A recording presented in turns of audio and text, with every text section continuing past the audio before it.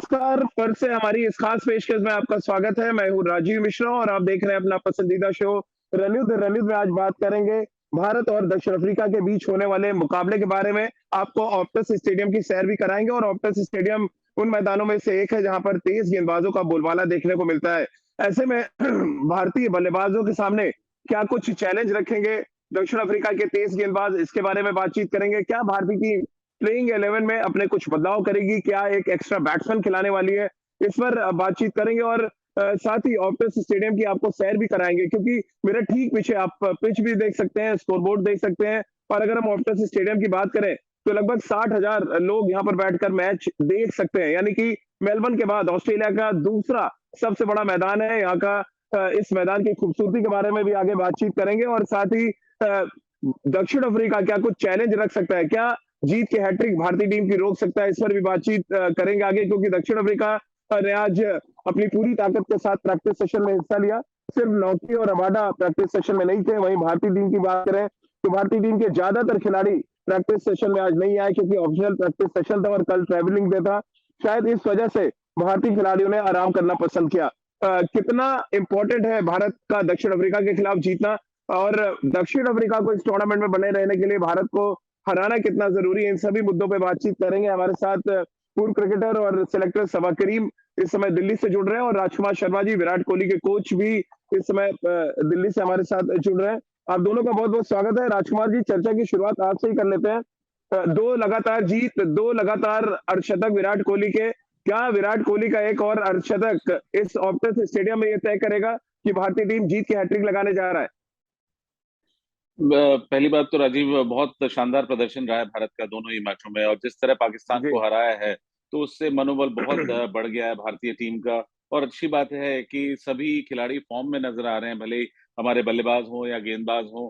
तो ये अच्छी खबर है कि हम किसी पर भी बहुत ज्यादा रिलाय नहीं कर रहे एक दो प्लेयर्स पे। हम्म। और विराट की जहां तक बात की आपने, बेहतरीन फॉर्म में है। उन्होंने जिस तरह पाकिस्तान के खिलाफ उन्होंने मैच जिताया, तो उससे उनको बहुत कॉन्फिडेंस उनको भी मिला होगा। और बहुत जरूरी था वो इस वर्ल्ड कप की बड़ी स्टेज पर कि वो फॉर्म में रहें, क्योंकि वो खेलते हैं तो उनके आसपास भारतीय बैटिंग रिवॉल्व करती है और वो बहुत अच्छे से मैनेज करते हैं उसको। तो अच्छी बात है कि विराट फॉर्म में है, और पूरी टीम ही मैं कहूंगा अच्छे फॉर्म में नजर आ रही है। और एक कड़ा मुकाबला है जी। साउथ अफ्रीका का। भारत भली भांति जानता है कि कितना इम्पोर्टेंट मैच है ये। और हम्म। बिल्कुल भारत अगर ये मैच जीता है तो भारत नंबर 1 हो जाएगा अपने पूल में, और हम क्वालिफाई कर जाएंगे सेमीफाइनल के लिए। अब भाई, आप कैसे देख रहे हैं पर्थ, उन मैदानों में से एक जहां पर हमेशा तेज गेंदबाजों के लिए कुछ ना कुछ रहता है। अब दक्षिण अफ्रीका का प्रैक्टिस सेशन आज हमने देखा, ऑल आउट फास्ट बॉलिंग पे वो अपने पूरी प्रैक्टिस को फोकस कर रहे थे। क्या आप देख रहे हैं यहाँ पर भारत के लिए कितना बड़ा चैलेंज इस मुकाबले में देख रहे हैं? क्या पाकिस्तान से बड़ा मुकाबला आप देख रहे हैं दक्षिण अफ्रीका के खिलाफ, बल्लेबाजी के लिहाज से, बल्लेबाजों के चैलेंज के लिहाज से?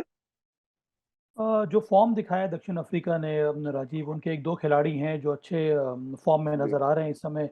रिले रूसो का एक तरह से कमबैक रहा है। वो 33 वर्षीय हैं, पर जिस प्रकार से उन्होंने पिछले दो T20 मुकाबले में शतक लगाया है, मुझे लगता नहीं है वो एक जी। प्रकार का रिकॉर्ड उन्होंने सेट किया है। डिकॉक अच्छे फॉर्म में है। डेविड मिलर का फॉर्म काफ़ी अच्छा है। उनकी परेशानी सिर्फ बबूमा के साथ ही है, जो कप्तान है, पर इस समय रन नहीं बना रहे हैं और एक बहुत बड़ा सिरदर्द साबित हो रहे हैं दक्षिण अफ्रीका के लिए। दक्षिण अफ्रीका की गेंदबाजी बहुत ज़्यादा तगड़ी है, तो ये एक बहुत ही अच्छा चैलेंज होगा भारतीय बल्लेबाजों के लिए। और जिस तरह का मैदान है, जिस तरह के ड्रॉप डाउन विकेट्स हैं पर्थ के इस नए नए मैदान पे, यहाँ पर पेस बॉलर्स को मदद मिलती है। तो मेरे विचार में वो 4 सीम बॉलिंग अटैक के साथ दक्षिण अफ्रीका मैदान में उतरेगी। पिछले मुकाबले में आंद्रिक नौकी ने शानदार गेंदबाजी की थी, 4 विकेट उन्होंने लिया था, सिर्फ जी। 10 रन देकर बांग्लादेश के विरुद्ध। वो एक अच्छे फॉर्म में है, तो ये चैलेंज जरूर होगा। पर मुझे ये लग रहा है कि भारत ने इस विकेट पर, इस ग्राउंड पर, इस शहर में समय बिताया है। वार्म अप मैचेस भारत ने खेले हैं पर्थ में, तो उनको अब अभ्यास हो गया है कि यहाँ से यहाँ की विकेट किस तरह से बिहेव करेगी। और भारत की अब तैयारी काफ़ी अच्छी रहेगी इस मैच के लिए। और जो फॉर्म जी। भारतीय बल्लेबाजों ने दिखाया है, मुझे लगता है चैलेंज जरूर होगा। पर इस समय भारत का फॉर्म अच्छा है, उनका कॉन्फिडेंस काफ़ी ऊपर है, और मुझे उम्मीद है कि भारत को ये मुकाबला जीत लेना चाहिए। राजकुमार सर, आप कैसे देख रहे हैं? जैसे समा भाई ने कहा, 10 दिन भारतीय टीम ने प्रैक्टिस सेशन के यहाँ पे गुजारे हैं, यहाँ की पिच और परिस्थिति को समझते हैं। और दूसरा इंपॉर्टेंट फैक्टर इस मुकाबले से पहले कि इस साल हमने 7 टी20 मुकाबले दक्षिण अफ्रीका के खिलाफ खेले हैं। यानी कि हम दक्षिण अफ्रीका की रणनीति, उनके गेंदबाजों को ज़्यादा बेहतर तरीके से समझते हैं बनस्पत दूसरी टीमों के। क्या इसका एडवांटेज भारत को मिलेगा, आपको लग रहा है ऑप्टस के स्टेडियम पे? देखिए, एडवांटेज तो रहता है जब आप कंटिन्यूअसली किसी टीम के खिलाफ खेल रहे होते हो, तो उनकी हाँ। स्ट्रेंथ और उनकी वीकनेसेस का आपको पता लगता है। और अच्छी बात है कि भारत ने यहाँ पे काफ़ी समय बिताया है, तो एक्लिमेटाइज़ किए हैं भारतीय प्लेयर्स यहाँ की विकेट से, यहाँ के वेदर से, तो वो बहुत इम्पोर्टेंट है क्योंकि ये एक ऐसी विकेट है जो वर्ल्ड की फास्टेस्ट विकेट मानी जाती है। और हाँ। मैंने एक वर्ल्ड कप का पिछला मैच भी देखा था, उसमें वाक़ई में बॉल फ्लाई कर रहा था यहाँ पर, बहुत ज़बरदस्त बाउंस मिल रहा था हुँ। 5 बॉलर्स को। तो अच्छी बात है अगर भारत ने यहाँ पर प्रैक्टिस की है और वो यहाँ पर फ़ील लिया है इस विकेट का, तो एक आइडिया हो जाता है इस मैच में। और क्योंकि साउथ अफ्रीका एक बहुत स्ट्रॉन्ग बॉलिंग लाइनअप होगा और वो टेस्ट करेंगे भारतीय हुँ। बल्लेबाजों को अपनी शॉर्ट पिच डिलीवरी से भी, क्योंकि अच्छा पेस है सबके पास, सभी फास्ट बॉलर्स के पास, उनके पास, और हाँ। वही उनकी स्ट्रेंथ है। बल्लेबाज़ी ज़रूर अच्छी है उनकी, लेकिन जी। गेंदबाज़ी उनकी बहुत बड़ी स्ट्रेंथ है। तो वहाँ पर कहीं न कहीं भारतीय बल्लेबाजों को चौकन्ना रहने की ज़रूरत होगी। वही आप कैसे देख रहे हैं अब? क्योंकि यहाँ पर हवा भी बहुत तेज़ है और भारतीय जो बल्लेबाज हैं, आपने उनका भी प्रदर्शन अब तक देखा है, हेवीली डिपेंडेंट हैं हम विराट कोहली पे। कितना इम्पोर्टेंट आप देख रहे हैं के राहुल और रोहित शर्मा का इस मैदान पर रन बनाना। एक बार आप अपना जवाब दें, मैं सोचता हूँ एक बार ज़रा मैदान आपको दिखा दूँ ज़रा। ये खूबसूरत सा हम्म, मैदान आप देख सकते हैं। यहाँ पर जो ऊपर जो टेरेस है वो बड़ा शानदार बनाया गया है। कवर जो एक तरह से हम कह सकते हैं, और पूरा स्टैंड मैं आपको दिखाना चाह रहा हूँ। यहाँ पे देखिए कितना खूबसूरत सा ये स्टैंड है। तो ये ऑस्ट्रेलिया के सबसे खूबसूरत मैदानों में इसकी गिनती होती है और मेरे ठीक पीछे आप विकेट कवर देख रहे हैं सवा भाई। ये कवर्ड इसलिए हम्म। है क्योंकि आज बारिश के यहाँ पे आसार थे, थोड़ा रिमझिम बारिश भी हुई है, लेकिन हवा बहुत तेज चल रही है। क्या ये एडेड एडवांटेज एडवांटेज के तौर पे देख रहे हैं? और यहाँ पे जो लोकल लोगों से बात हुई, उनका ये कहना था कि मेलबर्न ज्यादा डिफिकल्ट पिच थी बनस्पत यहाँ की, आप बाउंस में आप ट्रस्ट करके रन बना सकते हैं। क्या ये बाउंस में ट्रस्ट करना रोहित, विराट, राहुल और सूर्य कुमार यादव जैसे बल्लेबाजों के लिए आइडियल कंडीशन होगी रन बनाने के लिए? देखिए हमारे जो टॉप ऑर्डर के बल्लेबाज हैं उनको अनुभव है शॉर्ट पिच डिलीवरीज को खेलने का, हार्ड और हाँ। बाउंसी विकेट पर खेलने का। और चूंकि यहाँ पर समय गुजार चुकी है भारतीय टीम, इसीलिए आज उनको प्रैक्टिस करने के लिए भी जरूरत पड़ी नहीं। और इसी प्रकार की हम्म। तैयारी इन सभी बल्लेबाजों ये की तो थी कि टोटका लग आपको रहा है सब भाई कि मैच से पहले प्रैक्टिस ना करें और मैच जीत लें। नहीं नहीं, वहां पर जाकर इस टोटका वर्ल्ड बंद हो कप में जाता यही है देख रहे हैं राजीव। हम तो कम से आपको अंत कम। में अपने खेल के ऊपर ही विश्वास दिखाना होगा, और अगर यही करके भारतीय जी। टीम आगे बढ़ेगी तो उनके लिए अच्छा रहेगा। आपने बात की थी कि क्या भारतीय जी। टीम बहुत ज्यादा डिपेंडेंट है विराट कोहली के ऊपर। मुझे लगता नहीं कि ऐसी जी। बात है। विराट का फॉर्म में आना ये बहुत बड़ा एडवांटेज है भारत के लिए, पर उसके अलावा हमारे पास जी। बल्लेबाज हैं जिन्होंने कंट्रीब्यूट किया है, चाहे वो सूर्य कुमार यादव हो, रोहित शर्मा हो, या फिर केएल राहुल ही क्यों हाँ। ना हो। और इसी वजह से भारत की टीम इतनी ज्यादा मजबूत नजर आ रही है। अब विराट की विशेषता ये है कि वो पूरी की पूरी पारी को कंट्रोल करते हैं और उन्होंने अपने गेम में कोई परिवर्तन लाया नहीं है, ये बहुत अच्छी बात है। एक ऐसा खिलाड़ी आपको हम्म। चाहिए जो पूरी तरह से स्टेबिलिटी के साथ बल्लेबाजी करे, और विराट कोहली वही प्रदान करते हैं इस टीम को। उसके साथ साथ हमारी जो बल्लेबाज जो गेंदबाजी है वो भी काफी अच्छी नजर आ रही है इस समय। यहाँ पर मुझे लगता है कि हाँ। टीम मीटिंग में ये बात जरूर डिस्कस हो रही होगी कि जिस तरह का विकेट है, क्या यहाँ पर भारत 4 सीम बॉलर्स के साथ मैदान में उतर सकता है कि नहीं, और आप एक स्पिनर के साथ अपने 11 में खेल सकते हैं कि नहीं, इसके बारे में बात जरूर हो रही तो है। भाई तो एक भारत आज के जो लिए प्रैक्टिस सेशन में मैंने एक चीज ऑब्जर्व किया है वो आपको बता दूं। ऋषभ पंत, दीपक हुड्डा को एक साथ प्रैक्टिस कराई गई। संकेत ये है, और जो हम जितना हम सब समझ पाए कि हो सकता है एडेड बैट्समैन खिलाया जाए यहाँ पे। क्या ऐसा आप ऋषभ पंत को खेलते देख रहे हैं या दीपक हुड्डा को, इन केस अगर आप अक्षर पटेल को ड्रॉप करते हैं? और इसलिए अक्षर पटेल को आप ड्रॉप करेंगे क्योंकि 3 लेफ्ट हैंडर्स हैं जो दक्षिण अफ्रीका की टीम में इस समय टॉप ऑर्डर पे खेलेंगे। देखिए आर अश्विन का खेलना तो पक्का हो चुका है राजीव, और अगर आपको जी। ड्रॉप करना भी है तो फिर आप अक्षर पटेल को ही ड्रॉप कर सकते हैं। और उनकी जगह पर आप हम्म। बल्लेबाज, अगर अगर आपको बल्लेबाज खिलाना है तो फिर आप ऋषभ पंत को ही खिलाएंगे एक और लेफ्ट हैंडर के लिए, क्योंकि जिस तरह से भारतीय टीम हम्म। मैनेजमेंट ने अक्षर पटेल को इस्तेमाल किया है एक फ्लोटर के रूप में, तो आपको कम से कम एक लेफ्ट हैंडर चाहिए अपने 11 में। और उसी वजह से अगर आपको हम्म। खिलाना होगा तो फिर आपको ऋषभ पंत को खिलाना होगा। पर मैं इस स्ट्रैटेजी से मैं सहमत नहीं हूँ। मुझे अभी भी लगता है कि अच्छा। भारत के पास जो कॉम्बिनेशन है, 5 बॉलर प्लस हार्दिक पांड्या एक 6 बॉलर के रूप में ही आपको खेलना चाहिए। ये गलती हम लोगों ने एशिया कप में की थी, और मैं चाहता जी। हूं कि वो गलती फिर से भारत दोहराए नहीं। ये बहुत ही सेटल कॉम्बिनेशन है और भारत को इसी कॉम्बिनेशन के साथ अंदर मैदान में उतरना चाहिए, क्योंकि इससे जो प्रोफाइल है हर एक प्लेयर का वो एक तरह से बंस आ गया, उनको पता है कि उनसे क्या क्या उम्मीदें रखी गई हैं, और उसी हिसाब से हर एक खिलाड़ी अपने पूरे दमखम के साथ मैदान में उतरता है और उस प्रकार से तैयारी के साथ वो मैदान में उतरता है। राजकुमार सर, आप सहमत हैं? हालांकि संकेत तो बिल्कुल साफ मिल रहे हैं कि एक तो बॉलर ड्रॉप किया जाएगा, जो मैंने नेट्स में देखा, क्योंकि ऑप्शनल प्रैक्टिस सेशन में पूरा जोर दिनेश कार्तिक की विकेट कीपिंग पे था और ऋषभ पंत और दीपक हुड्डा को जिस तरह से बैटिंग का लंबा सेशन दिया गया। राजीव, मुझे लगता नहीं कि भारत अपना विनिंग कॉम्बिनेशन चेंज करेगा, और शायद मेरा भी यही मानना हम्म है कि करना भी नहीं चाहिए। क्योंकि आप अक्षर को एज ए ऑलराउंडर भी देखते हैं, खाली एक लेफ्ट हैंड स्पिनर हम्म नहीं, वो एक ऐसे बल्लेबाज हैं जो बड़े हिट्स मार सकते हैं, अच्छी बैटिंग कर सकते हैं लेटर ऑर्डर में। तो वो लेकिन एक तीन आप लेफ्ट एक्स्ट्रा हैंडेड स्पिनर, और आपने देखा राजकुमार सर थोड़ा स्ट्रगल करते हैं लेफ्ट हैंडेड स्पिनर के खिलाफ। वो देखिए, सब आप भी लेफ्ट आर्म स्पिनर हैं, कोई भी लेफ्ट आर्म स्पिनर थोड़ा सा स्ट्रगल तो करता है लेफ्ट हैंडर के अगेंस्ट। मैंने अच्छे बड़े बड़े गेंदबाजों को रणजी ट्रॉफी में या डोमेस्टिक क्रिकेट में देखा है कि वो लेफ्ट हैंडर के सामने गेंदबाजी करते हुए थोड़ा कतराते हैं। हम्म तो ये एक नेचुरल सी बात है, लेकिन जरूरी नहीं कि आप उनको लेफ्ट हैंडर के सामने ही गेंदबाजी कराएं, और या अगर उन्हें थोड़ी बहुत करनी भी पड़े तो ऐसा नहीं कि वो लेफ्ट हैंडर के सामने कर ही नहीं सकते। तो मुझे नहीं हम्म लगता कि यहाँ पर चेंजेस होंगे, और भारत को इसी विनिंग कॉम्बिनेशन के साथ जाना चाहिए, अनलेस एंड अनटिल कोई हम्म निगल हो, कोई इंजरी हो जाए। तो मेरा मानना है कि काफी डेप्थ है बल्लेबाजी में, इससे ज्यादा बल्लेबाज आपको जी नहीं चाहिए। आपको बॉलिंग कंप्लीट करके चलनी चाहिए, और छठे तेज जी। गेंदबाज, छठे बॉलर हार्दिक पांड्या रहे हैं। सभा भाई, आज जो प्रैक्टिस सेशन थी दिनेश कार्तिक के साथ, एक लंबा कीपिंग सेशन मैंने देखा। ये एक लंबे अरसे के बाद है कि इतना लंबा कीपिंग सेशन किसी का देखा हो। दो स्टंपिंग जो छूटे नेदरलैंड्स के खिलाफ मैच में, ये उसका असर आप देख रहे हैं सभा भाई? और क्या गलती कर रहे हैं आप एज अ विकेट कीपर, क्या ऑब्जर्व कर पा रहे हैं? बाउंस के साथ एडजस्ट नहीं कर पा रहे हैं, जल्दी खड़े हो रहे हैं, क्या चक्कर हो रहा है दिनेश कार्तिक के साथ? ये बहुत ही अनयूजुअल रहा है, क्योंकि दिनेश कार्तिक उनकी अगर आप कीपिंग पर ध्यान देंगे तो बहुत ही रिलैक्स होकर जी वो कीपिंग करते हैं, सही पोजीशन में वो रहते हैं और आसानी होती है उनको कीपिंग करने में, और इस तरह की गलतियां बहुत कम बार देखने को मिलती हैं।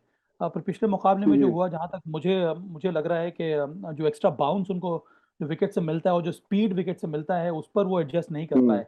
देखिए, विकेट कीपर के लिए बहुत ज़रूरी है कि आपके जो दस्ताने हैं, जो ग्लव्स हैं, वो सही समय पर सही जगह पर होने चाहिए। अगर वो नहीं है तो फिर आपसे गलती हो जाएगी। सही जगह का मतलब यह है कि आपको एंटिसिपेट करना होगा कि किस गति के साथ और किस बाउंस के साथ बॉल आपके पास आ रही है। जो पहली स्टंपिंग हम्म उन्होंने मिस की, मुझे लगा उन्होंने बॉल को देखा नहीं और थोड़ा जल्दी उड़ गए, इसी वजह से जो उनके ग्लव्स हैं, वो सही पोजीशन में थे नहीं बॉल को कलेक्ट करने के लिए। और इस हम्म तरह की गलती होती है जब आप फोकस नहीं कर पाते हैं और आपको ये लगता है कि बल्लेबाज जो है वो बीट होगा नहीं। पर कीपिंग करते समय हम्म यही ध्यान देना होता है कि आपको अपनी बॉडी की पोजीशन, ग्लव्स की पोजीशन ऐसी होनी चाहिए जहां पर आपको लगे कि हर बॉल जो है वो आपके पास आ रही है। तभी आप ठीक प्रकार से कीपिंग कर पाएंगे और इस तरह की गलतियां आप नहीं करेंगे। और मुझे उम्मीद है कि ये जो बीच बीच में जो विकेट नहीं, कीपिंग अगर सेशन सभा करने भाई से ऋषभ पंत उसका खेलते हैं फायदा तो क्या मिलता है। आप कीपिंग करते हैं ऋषभ पंत को देख रहे हैं सब? हाँ नहीं, अगर ऋषभ पंत खेलते तो फिर ऋषभ पंत ही कीपिंग करेंगे कि वो नंबर वन कीपर है अच्छा, इस समय।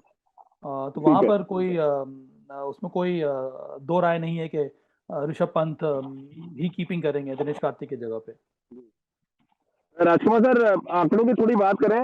5 मैच खेले गए टी20 के, 32 विकेट तेज गेंदबाजों के नाम, और एक बार ही जो पहले बल्लेबाजी करने वाली ने मैच जीता है। टॉस बड़ा इंपॉर्टेंट आपको लग रहा है होपटन स्टेडियम में? देखिए, इंपॉर्टेंट तो है, यहाँ पे इनिशियली हेल्प मिलती है फास्ट बॉलर्स को, क्योंकि गेंद हम्म सीम भी होता है, गेंद थोड़ा बहुत स्विंग भी होता है, और सबसे इम्पोर्टेंट जो है यहाँ का बाउंस, वो बहुत अच्छा बाउंस हम्म मिलता है फास्ट बॉलर्स को यहाँ पर। लेकिन कई बार हमने देखा है कि फास्ट बॉलर्स कैरिड अवे हो जाते हैं, जब उन्हें लगता है कि बॉल उड़ रहा है हाँ तो वो और शॉट डालने लगते हैं, और वहां पर काफी मुश्किलें हो जाती हैं। लेकिन यही यहाँ पर मैं चाहूंगा कि बॉलिंग कोच जो हमारे हैं वो समझाएं। वैसे तो हमारे जो फास्ट बॉलर्स हैं, एटलीस्ट भुवी और शमी तो काफी एक्सपीरियंस हैं। जरूर अर्शदीप को हाँ। थोड़ा सा समझ कर गेंदबाजी करनी होगी कि आप इस विकेट पर भी आगे ही डालें, क्योंकि हम्म फास्ट बॉलर्स को मजा आने लगता है जब बॉल उड़ रहा होता है, या हेलमेट पे लगता है, या किसी को वो मारते हैं कंधे पर, तो उन्हें मजा आने लगता है और वो शॉट ही कंटिन्यूअसली डालने लगते हैं। तो वहां पर नुकसान हो हाँ सकता है, क्योंकि साउथ अफ्रीकन टीम एक ऐसी टीम है जो बहुत अच्छी फास्ट बॉलिंग खेलने की आदी है, उनके पास हाँ अच्छे फास्ट बॉलर अपने पास हैं। तो उनको बहुत ज्यादा फर्क नहीं पड़ने वाला है हमारे पेस के फास्ट बॉलर से, अनलेस एंड अनटिल हम गेम को स्विंग करें, जो कि कैपेबल हैं भारतीय तीनों ही तेज गेंदबाज। तो भारत को अपनी जी। स्ट्रेंथ पर, स्पेशली मैं फास्ट बॉलर्स की बात कर रहा हूँ, कि आपको आगे डालना है, गेंद को स्विंग कराने की कोशिश करनी है, और वहां से जो आपको जी। बाउंस मिलेगा वो निर्णायक होगा, ना कि आप शॉर्ट पिच बाउंसर्स मारकर साउथ अफ्रीकन बल्लेबाजों को डराने या उन्हें आउट करने की कोशिश करें, जी। तो वहां पर ये मैच उल्टा भी पड़ सकता है। सभा भाई, आखिरी 2-2 सवाल आपसे लूँगा। एक सवाल तो भारतीय तेज गेंदबाजों को लेकर, हमने दक्षिण अफ्रीका की तेज गेंदबाजों की बहुत बात की। क्या भारतीय तेज गेंदबाज भी उतने ही इफेक्टिव होते नज़र आ रहे हैं? खासतौर से शमी के लिए मुझे लग रहा है बहुत आइडियल कंडीशंस हैं यहाँ पे। हाँ, मोहम्मद शमी एक बहुत ही महत्वपूर्ण कड़ी है भारतीय टीम के लिए और जो जी। फ़ॉर्म उन्होंने दिखाया है, जिस तरह से पिछले मैच में गेंदबाज़ी की या फिर पाकिस्तान के विरुद्ध गेंदबाज़ी की, मुझे अभी भी लगता है कि प्राइम फ़ॉर्म में आना अभी भी बाकी है मोहम्मद शमी के लिए और ये हाँ। अच्छा अवसर होगा उनके लिए कि वो एक वो फ़ॉर्म दिखाएँ। रिच फ़ॉर्म का कहने का मतलब यही है कि सही समय वो विकेट लें, नई गेंद से अगर आप कर रहे हैं, तो वहाँ पर आप जी। विकेट ले सकते हैं, मिडल ओवर्स में आप विकेट ले सकते हैं।